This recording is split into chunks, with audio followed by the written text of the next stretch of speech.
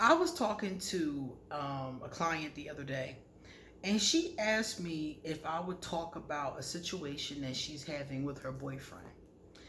Her boyfriend is older. He's my age. He's like 45, and she's early. I think she said 39, almost 40. And she said that her boyfriend told her about some very difficult things that happened during his childhood. And she thinks that he's still suffering from the emotional neglect from his childhood. And she wanted me to tell her what are some of the behaviors that a person exhibits when they still have untreated, unhealed emotional neglect from childhood. So, I did some research, and our favorite millennial therapist, Sarah Kuborik, had a list. Of course, I think she has a list for everything. I love her list. So I told her that I would do a video about this list in case other people had this issue too.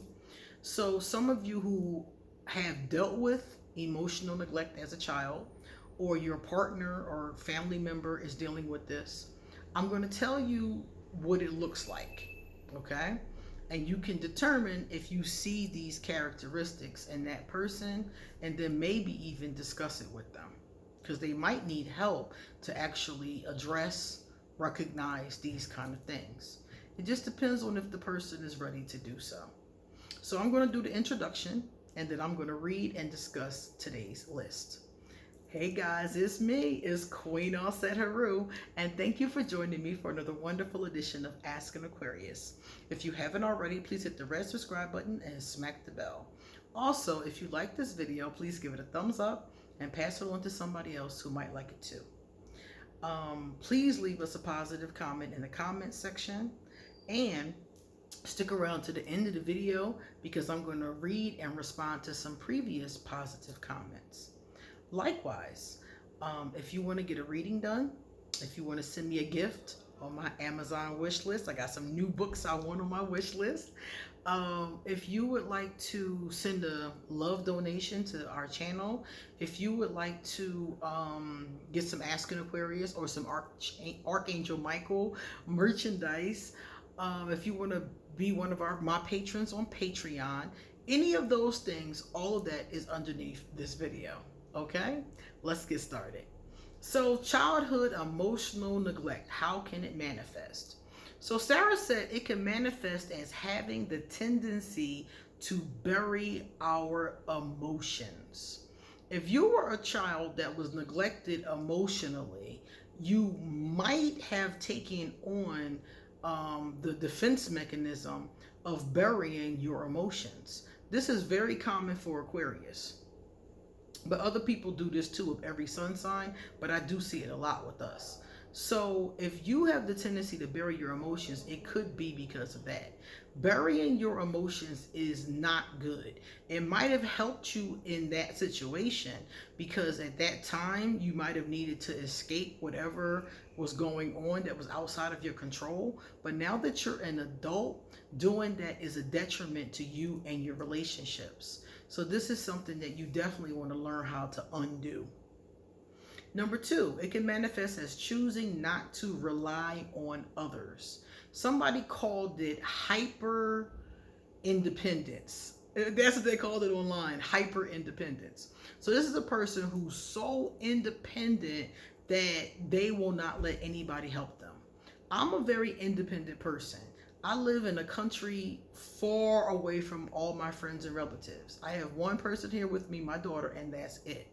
So I'm the kind of person who's very independent. Aquarius have the tendency to be independent, by the way. We love to blow around and be free. But if I need help, I have no problems asking for it, and I have no problems taking help. A person who's hyper independent will never ask for help, and if they need help, won't take it. They would rather suffer and eat ramen noodles than ask somebody to help them out. So this is that kind of a person. They won't rely on anybody because they've been let down 9 times out of 10 as a child, they were let down time and time again, to the point where they're like, you know what, I'm never relying on anybody ever again. Number 3, being scared or hesitant to ask for help. This goes along with the one right before it. They're afraid of asking for help. They're afraid that the person is not going to be there for them. Or they're just hesitant to do it, which means they will eventually do it, but it's just really, really difficult for them to do it. And then if the person can't or won't help them, they're going to be very reluctant to do it again. So this definitely goes with the one before. Often judging ourselves harshly. A person who suffered from emotional neglect could have been emotionally abused, which is part of the neglect. Neglect and abuse often sometimes go together. Sometimes they weren't neglected, they were just abused, but it depends. Sometimes they go together. So this person may have grown up with somebody who wasn't there for them emotionally, but was constantly criticizing them. I see so many parents constantly criticizing their children. And I think almost all of us can be guilty of it, even when we're not trying to be. And this, if it's done harshly enough, will turn into the child judging themselves harshly and negatively throughout their lifetime. So this is something that can be a manifestation of this emotional neglect. Struggle with self-compassion. This goes with the one before, because again, they were never really taught to be compassionate with themselves, which also may come up later in this list, I'm not sure, but also makes it difficult to be compassionate with other people. So this is another one that can be a big struggle for this kind of person. Directing our anger, blame, and disappointments inwards. So this is the person that's self-destructive. So this definitely comes out of childhood, because you, as a child, you can't really do much lashing out. A lot of times that's either punishable or they just ignore it or something like that. So this person, as a child, started to direct it inwards. They started to be self-destructive, because basically that's the only thing they could do with it. As a child, you're not certain about these kind of things. Your logic is a little bit off. Your frontal lobe isn't even developed. So some of the stuff that you do, some of your mechanisms, especially your defense mechanisms, they might be helpful, but they might not be that healthy. Feeling guilt or shame about our needs. So this kind of person was usually made to feel like their needs are unimportant, or made to feel like they're a burden. So this kind of person, as an adult, will feel guilty or very shameful sometimes about their needs, when in reality, it's just being human. Being extra sensitive to rejection. Somebody who has had emotional neglect, they've been rejected as a child. They've been rejected by whoever was their caretaker. Now they're an adult and you're rejecting them. So you might see a lot of sensitivity to that. You might see a lot of anger as well. If you even do something small, like for example, not answer the phone when they call because you're in the bathroom. They could read that as rejection and flip. I've had somebody flip on me about that and just flipped out, and I'm looking like, was in the bathroom? Like, what is the problem? But I didn't know that they had this, they had this history, and because of that history, that's what made them extra sensitive to it. So a lot of times you might be thinking like, why this person tripping? And that could be why. Struggling with feeling deeply flawed or broken. This poor child. A child like this has been made to feel like that. So it's very difficult for them, especially as they've gotten older. Like she said, this guy is 45 years old. So if he's exhibiting these kind of behaviors, feeling flawed, feeling broken, that's such a struggle. Such a mental and emotional health struggle. So this is definitely true, because the child feels flawed and broken. They feel like it's their fault. When a child is emotionally abused, emotionally neglected, or hurt in any kind of way, oftentimes they feel like it's their fault. Like, if I was better, maybe this person would love me. If I was better, maybe daddy wouldn't leave. If I was better, maybe mom would hug me. They start to think that in their mind because, again, they're children. They don't realize you're just that person, that parent is just a fucked up person. It has nothing to do with them. But as kids, most of us don't pick up on that. So, unfortunately, this is how they go on feeling for the rest of their lives. Getting easily overwhelmed or discouraged. So they've been emotionally neglected, so they haven't had any emotional support. So when something happens, a simple thing happens, they get overwhelmed. You ever meet somebody who can't seem to deal with anything? I know this man one time, and I still know him, but I don't see him anymore. And I remember we were having a conversation, and he was telling me how anxious he was because he had to call the phone company and make a payment arrangement.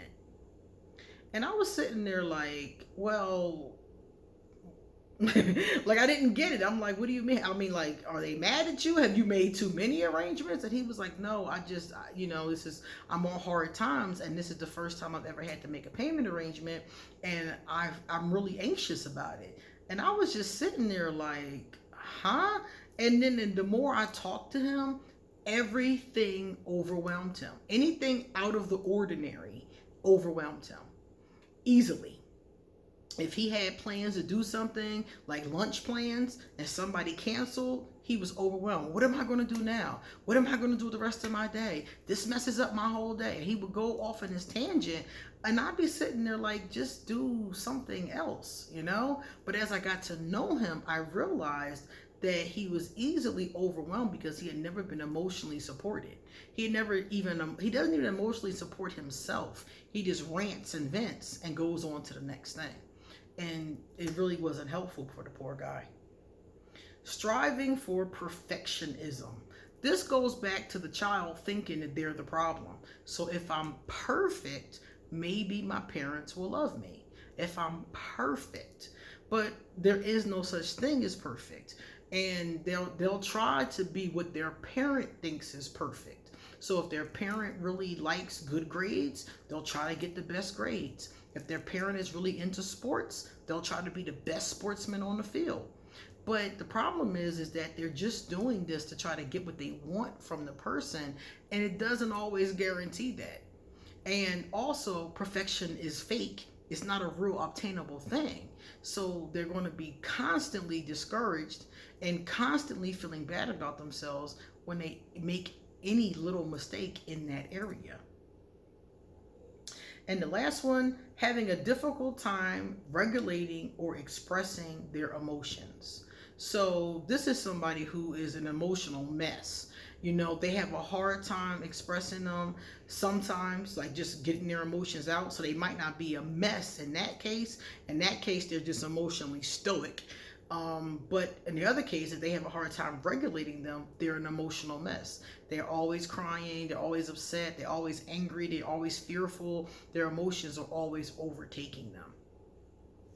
And I wanted to add to you guys when I talked about compassion.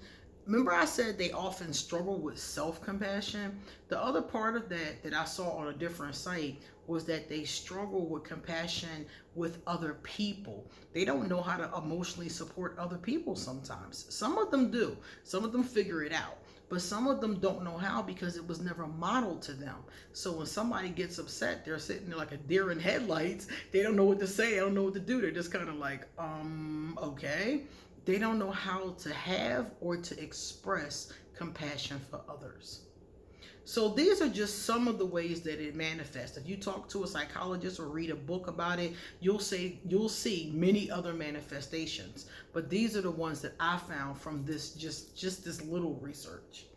So if you know somebody that's going through something like this, the best thing for them to do is to honestly see a professional.